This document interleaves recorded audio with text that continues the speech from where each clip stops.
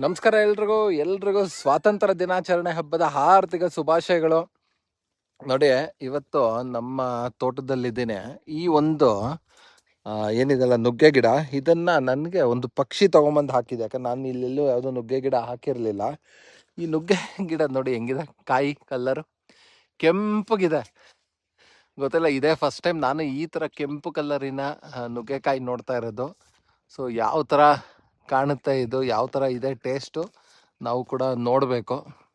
ಇಲ್ಲಿ ಕಾಣ್ತಿದ್ಯಾ ನಿಮ್ಗೆ, ಕೆಂಪಾಗಿದೆ, ಒಂಥರ ಫುಲ್ ಕೆಂಪಿದೆ. ಇದೊಂದೇ ಅಲ್ಲ, ಇಲ್ಲಿ ನೋಡಿ, ಇಲ್ಲಿ ಸಣ್ಣ ಎಳಸ್ ಬಂದಿದೆ, ಇದು ಕೂಡ ಕೆಂಪು ಕಲ್ಲರೇ ಇದೆ. ಏನೋ ಡಿಫ್ರೆಂಟ್ ಆಗಿದೆ ನೋಡಿ. ಪ್ರಕೃತಿ ಏನೇನೋ ಹೊಸ್ದಾಗಿ ಕೊಡ್ತಾ ಇರುತ್ತೆ, ನಾವು ಅದನ್ನ ತಿಂದು ಅನುಭವಿಸ್ಬೇಕಷ್ಟೆ.